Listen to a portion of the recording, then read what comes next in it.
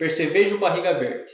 Nessa parte aqui a gente vai tratar basicamente hoje os nossos principais entraves em relação a milho, ou seja, danos iniciais de percevejo barriga verde.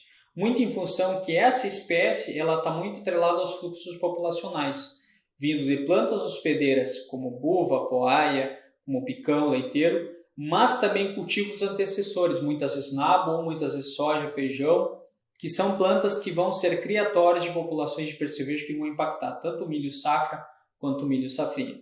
Aqui, gente, nessa imagem a gente já consegue destacar bem e visualizar bem a diferenciação que a gente tem dos dois. Bem, na situação aqui a gente tem o Dichelopsis furcatus, aqui Dichelopsis melacanthus. O que vai diferenciar muito não é só uma estrutura morfológica, mas sim a região de ocorrência. Basicamente o nosso divisor de águas é Santa Catarina. Santa Catarina para cima, o que mais a gente vai encontrar é Dichelopsis melacanthus. Santa Catarina para baixo, o percevejo que a gente mais encontra vai ser o Dichelopsis furcatus. Para a gente fazer a diferenciação dos dois, basicamente a gente tem esses espinhos pronodotais, que são, eu chamo de chifre, ou seja, percevejo que tiver um chifre maior, mais alongado, de coloração preta, tá? É Dichelopsis melacanthus. O inseto, quando não tiver um chifre de tamanho menor ou até meio pequenininho ali, os espinhos pronodotais são menores, é o Dichelopsis furcatus. Além disso, podem notar que o Dichelopsis melacanthus ele é mais estreito, ou seja, ele é mais curto em relação ao outro. E aí a gente já tem a diferenciação dos dois. Em relação às estratégias de manejo, para ambas as espécies, as ferramentas devem ser as mesmas. Embora no Brasil a gente tenha registros de produtos muito mais para melacanthus em detrimento do furcatus, as ferramentas que a gente tem basicamente vão ser as mesmas para supressão populacional.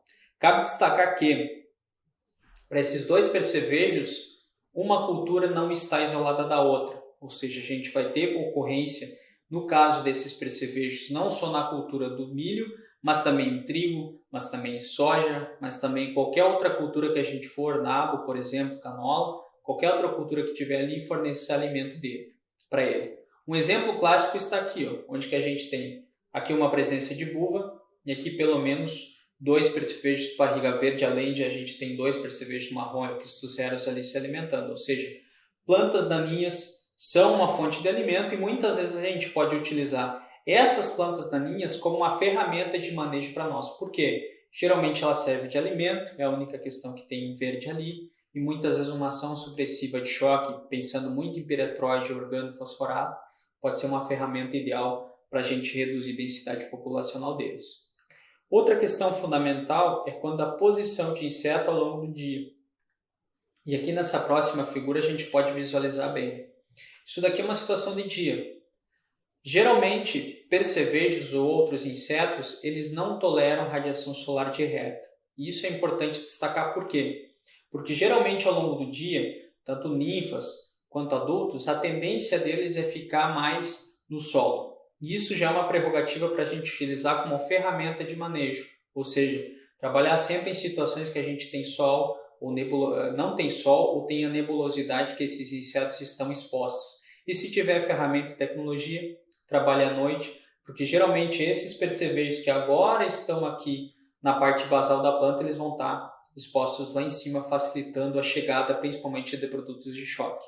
Outra característica que é fundamental. Aqui nessa imagem, o único inseto que vai ter mobilidade está aqui representado, que é o adulto. Tá? É o único inseto que vai poder voar de uma situação para outra. Já as ninfas que estão aqui, durante o dia, o que elas vão fazer? Vão estar associadas aqui como estão, uma planta de buva se alimentando. Já durante a noite, a tendência dela é subir na planta se alimentar. Por que isso daqui é fundamental? Porque tanto adultos quanto ninfas têm a capacidade de gerar dano econômico no milho. Principalmente ninfas aqui, mais desenvolvidas, ou seja, ninfas que já têm o aparelho bucal desenvolvido e que têm a capacidade de afetar ponto de crescimento no milho. Percevejo barriga verde, principalmente ele para manejo, tem que pensar no sistema, pensar já em planta daninha. Planta daninha principalmente já pode ser uma ferramenta para a gente reduzir densidade populacional, uma aplicação ali em pré-semeadura, aplicações em semeaduras, tratamento de semente principalmente à base de neonicotinoide, pensando neles, e aplicações de VE a V3 é a janela fundamental para a gente não ter problema dele na cultura do milho.